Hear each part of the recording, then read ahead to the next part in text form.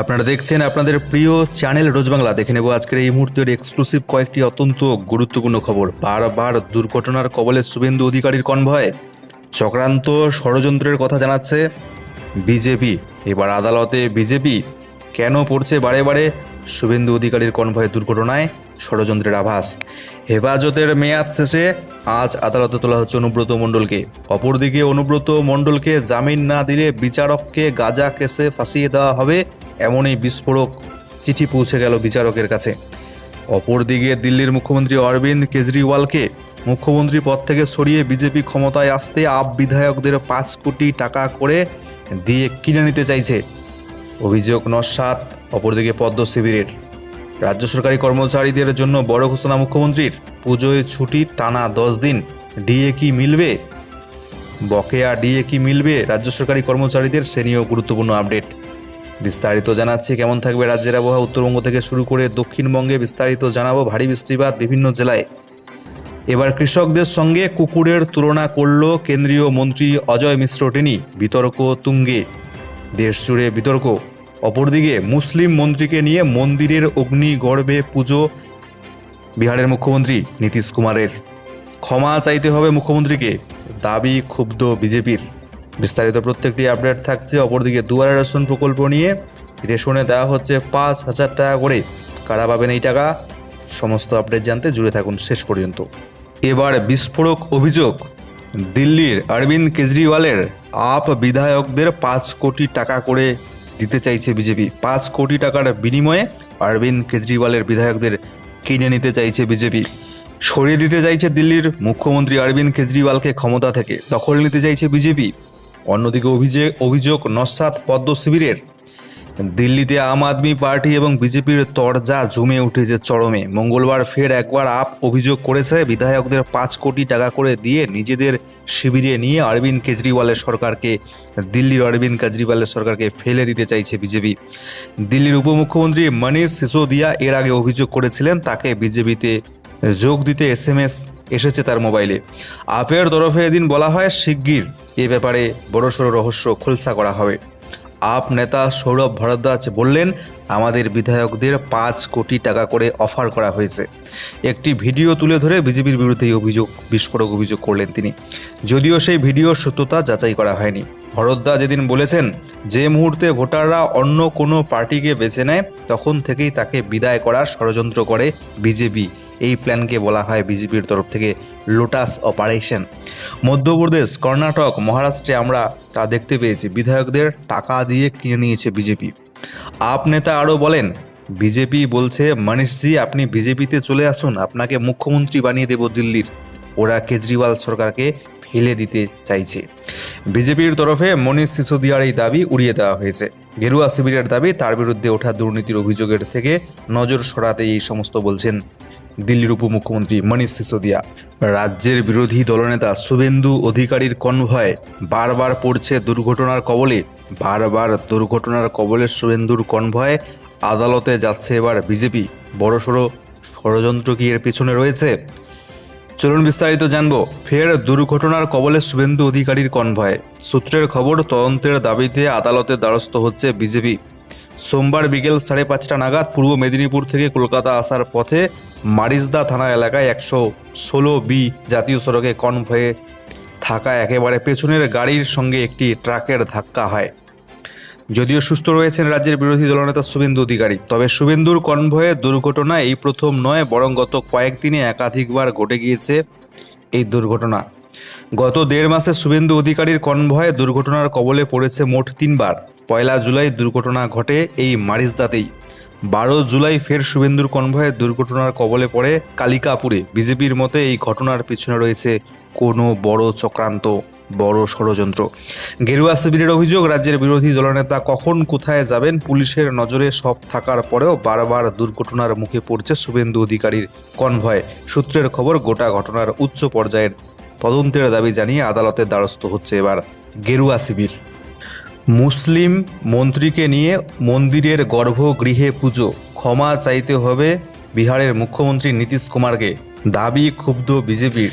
বিহারের মুখ্যমন্ত্রী নীতিশ কুমারের বিরুদ্ধে ধর্মীয় ভাবাবেগে আঘাত করার অভিযোগ তুলল এবার বিজেপি। অহিন্দু মন্ত্রীকে নিয়ে গয়ার বিষ্ণুপদ মন্দিরে গিয়েছিলেন নীতিশ কুমার, কিন্তু প্রায় 100 বছর ধরে ওই মন্দিরে অহিন্দু ব্যক্তিদের প্রবেশ অধিকার নেই। সেই কথা জেনেও অহিন্দু মন্ত্রীকে নিয়ে মন্দিরে গিয়েছেন নীতিশ কুমার। এই অভিযোগ তুলে বিজেপি দাবি করেছে ক্ষমা চাইতে হবে বিহারের মুখ্যমন্ত্রী নীতিশ কুমারকে। মঙ্গলবার গয়ার বিষ্ণুপদ মন্দিরে যান নীতিশ কুমার, তার সঙ্গে ছিলেন বিহারের তথ্য প্রযুক্তি মন্ত্রী মোহাম্মদ ইসরাইল মানসুরি। মন্দিরের গর্ভগৃহ প্রবেশ করেছিলেন তারা সকলে। দলীয় নেতাদের সঙ্গে মিলে মন্দিরে পুজো দেন নীতিশ কুমার। সেই সময়েও উপস্থিত ছিলেন ইসরাইল মানসুরি। সেই ঘটনা ঘিরেই বিতর্ক শুরু হয়েছে। ধর্মীয় ভাবাবেগে আঘাত দেওয়ার অভিযোগ তোলা হয়েছে নীতিশ কুমারের বিরুদ্ধে। বিষ্ণুপদ মন্দিরের প্রবেশপথেই লেখা রয়েছে অহিন্দুদের প্রবেশ নিষেধ। প্রায় 100 বছরেরও বেশি সময় ধরে এই প্রথা চলে আসছে ওই মন্দিরে, এমনটাই দাবি বিজেপির। সেই প্রসঙ্গ টেনে বিহারের বিজেপি প্রধান এস জয়সওয়াল বলেছেন, হিন্দুদের সঙ্গে ব্যঙ্গ করেছেন নীতিশ কুমার। তিনি বলেছেন, নীতিশ কুমার জানেন যে মন্দিরের গর্ভগৃহে অহিন্দুদের প্রবেশ করার অনুমতি নেই। ইচ্ছাকৃতভাবে হিন্দুদের ব্যঙ্গ করার জন্যই এই কাজ করেছেন নীতিশ, এমনটাই দাবি এই বিজেপি নেতার। এটা একটা চক্রান্ত বলেও তিনি দাবি করেছেন। হিন্দুদের কাছে ক্ষমা চাইতে হবে নীতিশ কুমারকে, দাবি করেছে বিজেপি। অন্যদিকে বিস্ফোরক অভিযোগ, কেন্দ্রীয় মন্ত্রী অজয় মিশ্র টেনির বিরুদ্ধে কৃষকদের সঙ্গে কুকুরের তুলনা করলেন এই কেন্দ্রীয় মন্ত্রী। বিতর্ক তুঙ্গে। কৃষকদের কুকুরের সঙ্গে তুলনা করলেন কেন্দ্রীয় স্বরাষ্ট্র প্রতিমন্ত্রী অজয় মিশ্র টেনি। বললেন, কুকুররা ঘেউ ঘেউ করে আর গাড়ির পিছনে দৌড়য়। পাশাপাশি তিনি কটাক্ষ করলেন কৃষক নেতা রাকেশ টিকায়েতকেও। বললেন, আমি রাকেশকেও ভালো করে চিনি, 2 পয়সার লোক। স্বাভাবিকভাবেই তার এহেন মন্তব্যের পর বিতর্কের সূত্রপাত হয়েছে। উল্লেখ্য, অজয় মিশ্রর ছেলে আশিস মিশ্র লখিমপুর খেড়ি কাণ্ডের মূল অভিযুক্ত। গত 3রা অক্টোবর লখিমপুর খেড়িতে কৃষকদের বিক্ষোভ চলাকালীন আশিসের গাড়ির চাকায় পিষ্ট হয়ে মৃত্যু হয় 4 কৃষকের। সেই ঘটনায় মুহূর্তের মধ্যে রণক্ষেত্র হয়ে ওঠে এলাকা। ঘটনাস্থলে পুলিশ পৌঁছলে তাদের ঘিরে বিক্ষোভ দেখান প্রতিবাদীরা। চলে গণপিটুনিও। সেই হিংসাত্মক পরিস্থিতির মাঝে পড়ে প্রাণ হারান আরও 4 জন।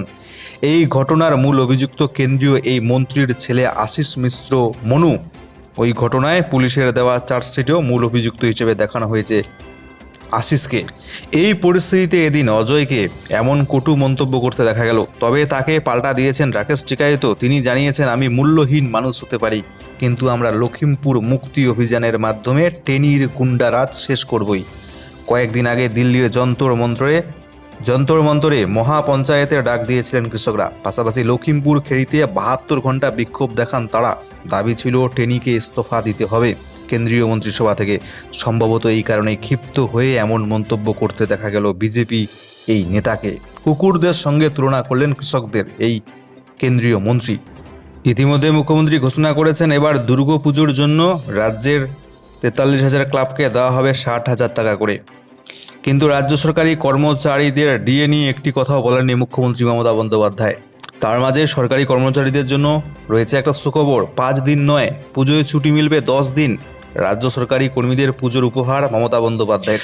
পুজোয় রাজ্য সরকারি কর্মচারীদের জন্য সুখবর, 5 দিন নয়, পুজোর ছুটি মিলবে 10 দিন। ঘোষণা মুখ্যমন্ত্রী। অর্থাৎ এবার পুজোয় ডবল ছুটি পেতে চলেছেন সরকারি কর্মী। ছুটি শুরু হচ্ছে পঞ্চমী থেকেই।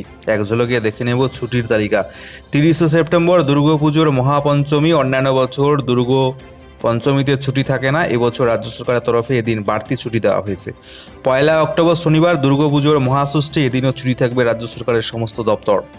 2রা অক্টোবর রবিবার, এবছর সপ্তমী পড়েছে রবিবার, ফলে এমনিতে সাপ্তাহিক ছুটি থাকছে। 3রা অক্টোবর সোমবার, ওই দিন মহাষ্টমী। এনআই অ্যাক্টে দুর্গাপুজোর অষ্টমীতে ছুটি থাকে।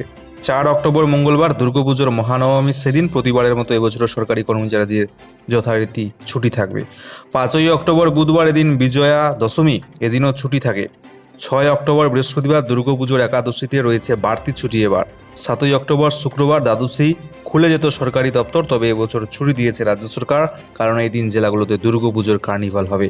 8ই অক্টোবর শনিবার, এদিনও দুর্গাপূজা উপলক্ষে রাজ্য সরকারের অতিরিক্ত ছুটি রয়েছে। সেদিন আবার কলকাতায় দুর্গাপুজোর কার্নিভাল হবে। 9 অক্টোবর রবিবার, এদিন পড়েছে কোজাগরি লক্ষ্মী পুজো, তবে রবিবার হয় এমনিতেই সাপ্তাহিক ছুটি। পুজোয় 10 দিন ছুটি পেলেও রাজ্য সরকারের কর্মচারীরা বলছেন, ছুটির উপহার না দিয়ে কলকাতা হাইকোর্টের নির্দেশ মেনে আমাদের ডিএ তথা মহার্ঘ ভাতা মিটিয়ে দেওয়া হোক। মিটিয়ে দিক রাজ্য সরকার। যেখানে কেন্দ্রীয় সরকারি কর্মচারীরা 34% হারে ডিএ পান, সেখানে রাজ্য সরকারি কর্মীদের প্রাপ্ত ডিএ মাত্র 3%। নিরাপত্তার কারণে নতুন সিদ্ধান্ত গ্রহণ, এবার জেল থেকে ভার্চুয়ালি হাজিরা দেবেন পার্থ এবং অর্পিতা মুখোপাধ্যায়। নিরাপত্তার কারণে নয়া সিদ্ধান্ত, আর সশরীরে আদালতে হাজিরা দিতে হবে না পার্থ চ্যাটার্জি, অর্পিতা মুখার্জিকে। অর্থাৎ আগামী 31শে অগস্ট পার্থ, অর্পিতা আর আদালতে গিয়ে সশরীরে হাজিরা দেবেন না। রাজ্যের স্কুল শিক্ষক নিয়োগ দুর্নীতি মামলায় গ্রেপ্তার হয়েছেন প্রাক্তন মন্ত্রী পার্থ চ্যাটার্জি। পার্থ ঘনিষ্ঠ অর্পিতা মুখার্জির বাড়ি থেকে উদ্ধার হয়েছে নগদ প্রায় 50 কোটি টাকা। এই মুহূর্তে দুজনেই জেল হেফাজতে রয়েছেন। আলিপুর মহিলা সংশোধনাগারে রয়েছেন অর্পিতা মুখার্জি, প্রেসিডেন্সি জেলে রয়েছেন পার্থ চ্যাটার্জি। 31শে অগস্ট পার্থ অর্পিতার 14 দিনের জেল হেফাজতের মেয়াদ শেষ হবে। সূত্রের খবর, নিরাপত্তার কথা মাথায় রেখেই জেল কর্তৃপক্ষের তরফ থেকে আদালতে আবেদন জানানো হয়েছিল এবার সশরীরে না গিয়ে ভার্চুয়ালি আদালতে পেশ করা হোক দুজনকে। গত কয়েকদিনে পার্থ চট্টোপাধ্যায়, অর্পিতা মুখার্জিকে হাসপাতাল থেকে আদালত যেখানেই নিয়ে যাওয়া হয়েছে বেশিরভাগ ক্ষেত্রেই অনভিপ্রেত ঘটনা ঘটেছে। কোথাও জুতো ছুঁড়ে মারা হয়েছে প্রাক্তন মন্ত্রীর উদ্দেশ্যে, কোথাও কটূক্তির শিকার হয়েছে, চোর চোর বলা হয়েছে পার্থ চ্যাটার্জিকে। জেল কর্তৃপক্ষের মতে নিরাপত্তার কারণেই এবার ভার্চুয়ালি হাজিরার দিক পার্থ অর্পিতা। জেল কর্তৃপক্ষের লিখিত আবেদন মঞ্জুর করেছে আদালত। আরও কিছু টুকরো খবর আপনাদেরকে এক নজরে জানাবো। হেফাজতের মেয়াদ শেষে আজকে আদালতে তোলা হচ্ছে অনুব্রত মণ্ডলকে। আবার কি তার হেফাজতের মেয়াদ বাড়বে? আজ জানা যাবে চূড়ান্ত কী সিদ্ধান্ত নেওয়া হচ্ছে অনুব্রত মণ্ডলকে নিয়ে। অপরদিকে অনুব্রতকে অবিলম্বে জামিন না দিলেই গাজা কেস, হুমকির চিঠি গেল এবার বিচারকের কাছে। জামিন দিতে হবে অনুব্রত মণ্ডলকে, না হলে গাজা কেসে ফাঁসিয়ে দেওয়া হবে, বিচারকের কাছে হুমকি চিঠি। এবার গরু পাচার মামলায় ধৃত অনুব্রত মণ্ডলকে অবিলম্বে জামিন দেওয়া না হলে গোটা পরিবারকে মাদক মামলায় ফাঁসানো হবে, এই মর্মে হুমকি চিঠি পাঠানো হলো আসানসোলের সিবিআই আদালতের বিচারক রাজেশ চক্রবর্তীকে। বিচারক নিজে সেই চিঠি সম্পর্কে পশ্চিম বর্ধমানের জেলা জজের মাধ্যমে হাইকোর্টের রেজিস্ট্রার জেনারেলকে অবগত করেছেন। তাতে লেখা হয়েছে, আমার কাছে একটি চিঠি এসে পৌঁছেছে। তাতে বলা হয়েছে অনুব্রত মণ্ডলকে জামিন না দিলে আমার গোটা পরিবারকে মাদক মামলায় ফাঁসিয়ে দেওয়া হবে। প্রসঙ্গত আপনাদেরকে জানাই, আজ বুধবার আসানসোলে সিবিআই এর বিশেষ আদালতে অনুব্রত মণ্ডলকে পেশ করবে কেন্দ্রীয় তদন্তকারী সংস্থা। অনুব্রত মণ্ডলের এই মামলা চলছে বিচারক রাজেশ চক্রবর্তীর এজলাসে। সেই সূত্রে চিঠি একদিন আগে এই হুমকি চিঠি পাঠানো হলো বিচারককে। বলা হয়েছে, জামিন না দিলে গাজা কেসে ফাঁসানো হবে আপনাকে। এবার এতদিন অনুব্রত মণ্ডল অনেককেই গাজা কেসে ভিতরে ঢুকিয়ে দেওয়ার হুমকি দিতেন। অনেকের দাবি পুলিশকে দিয়ে সেটা করিয়েও ছাড়তেন অনুব্রত মণ্ডল তথা কেষ্ট। সেই অনুব্রতই এখন গরু পাচার মামলায় সিবিআই হেফাজতে। এবার তার জামিনের জন্য তার মতো করেই হুমকি দিয়ে চিঠি পাঠানো হলো আসানসোলের সিবিআই আদালতের বিচারক রাজেশ চক্রবর্তীকে। আবারও দুয়ারে রেশন প্রকল্প নিয়ে রাজ্য সরকার অর্থাৎ খাদ্য দপ্তর এবং রেশন ডিলারদের মধ্যে বিবাদ শুরু। দুয়ারে রেশন বাবদ সরকারের বরাদ্দ অর্থ নেবেন না রেশন ডিলাররা, হলো সিদ্ধান্ত। দুয়ারে রেশন প্রকল্প বাবদ সরকারের বরাদ্দ অর্থ নিতে অস্বীকার করলেন রাজ্যের রেশন ডিলাররা। সোমবার joint forum for ration dealers বৈঠকে বসেই সিদ্ধান্ত নিয়েছে। সঙ্গে তারা আরও একবার জানিয়ে দিয়েছে, কোনো অবস্থাতেই রেশন ব্যবসায়ীরা দুয়ারে রেশন প্রকল্পে অংশ নেবেন না। গত বছর দুয়ারে রেশন প্রকল্প শুরুর সময় থেকেই খাদ্য দপ্তরের সঙ্গে সংঘাতের পরিস্থিতি তৈরি হয়েছে রেশন ডিলারদের। সেই সংঘাতের পারদ আরও কয়েক গুণ বেড়ে গিয়েছে গত বৃহস্পতিবার থেকে। বৃহস্পতিবার নবান্নে মন্ত্রিসভার বৈঠকে দুয়ারে রেশন প্রকল্প সংক্রান্ত বেশ কিছু সিদ্ধান্ত ঘোষণা করে মুখ্যমন্ত্রী মমতা বন্দ্যোপাধ্যায়। সেই সিদ্ধান্তে বলা হয়, দুয়ারে রেশন প্রকল্পে আরও উৎসাহ দিতে রাজ্য সরকারের পক্ষ থেকে অতিরিক্ত অর্থ কমিশন হিসেবে দেওয়া হবে 21,000 রেশন ডিলারকে। আগে কুইন্টাল প্রতি খাদ্যশস্যের জন্য রেশন ডিলাররা 95 টাকা করে কমিশন পেতেন। দুয়ারে রেশন চালু হয় আরও 75 টাকা করে দেওয়া হতো। এবার সেই পাওনার সঙ্গে আরও 5,000 টাকা ফিক্সড কমিশন দেওয়া হবে প্রত্যেক মাসে রেশন ডিলারদের, এমনটাই জানানো হয়েছে মমতা বন্দ্যোপাধ্যায়ের তরফ থেকে। সঙ্গে 0.2% হারে হ্যান্ডেলিং কস্ট দেওয়া হবে রেশন ডিলারদের। রেশন বিলি করার সময় যে শস্য নষ্ট হয় তার জন্য কিছু ক্ষতিপূরণ দেওয়া হবে এই হ্যান্ডেলিং কস্ট হিসাবে। মুখ্যমন্ত্রীর এমন সিদ্ধান্ত ঘোষণার পরেই ক্ষোভে ফেটে পড়েন রাজ্যের রেশন ডিলাররা। তারপরেই জরুরি ভিত্তিতে সোমবার বৈঠক ডাকে joint forum for ration dealers. বৈঠকের পর মঙ্গলবার রেশন ব্যবসায়ীদের তরফে সিদ্ধান্ত ঘোষণা করেন সংগঠনের সাধারণ সম্পাদক বিশ্বম্বর বসু। তিনি বলেন, আমাদের সংগঠনের বৈঠকে সিদ্ধান্ত হয়েছে দুয়ারে রেশনের পরিপ্রেক্ষিতে পশ্চিমবঙ্গ সরকার যে 5,000 টাকা প্রত্যেক মাসে ভাতা দেওয়ার সিদ্ধান্ত নিয়েছে তা আমরা মানতে পারছি না। কারণ প্রসঙ্গে বিশ্বম্বর বাবু বলেন, দুয়ারে রেশন করতে গিয়ে যে আর্থিক খরচ, মানব সম্পদ বা লজিস্টিক লাগবে, সেই সবের খরচ অনেক। তাই আমাদের সিদ্ধান্ত, আমরা যারা দুয়ারে রেশন করতে পারছি না তারা এটা করব না। তাদের এই সিদ্ধান্ত শীঘ্রই খাদ্য দপ্তরকে জানিয়ে দেওয়া হবে বলে জানিয়েছে সংগঠনের সদস্যরা। উত্তরবঙ্গ থেকে শুরু করে দক্ষিণবঙ্গ, বাংলার দুপ্রান্তে বিভিন্ন জেলায় ভারী বৃষ্টিপাতের সতর্কবার্তা জারি করেছে আবহাওয়া দপ্তর। সর্বশেষ ওয়েদার রিপোর্টটিতে কী জানানো হয়েছে বিস্তারিত আপনাদেরকে জানাবো। চোখ রাখছি প্রথমে উত্তরবঙ্গের জেলাগুলির দিকে। আজকে উত্তরবঙ্গের কোনো জেলাতেই ভারী অতি ভারী বৃষ্টিপাতের সতর্কবার্তা নেই, তবে আজকে উত্তরবঙ্গের জলপাইগুড়ি, কালিম্পং, আলিপুরদুয়ার এই তিনটি জেলায় বিক্ষিপ্তভাবে দুই একটি স্থানে হালকা মাঝারি বৃষ্টি হতে পারে, তার সাথে বজ্রপাতের সম্ভাবনা থাকছে। উত্তরবঙ্গের বাকি জেলাগুলোতে আজকে সামান্য পরিমাণ হালকা বৃষ্টি হতে পারে।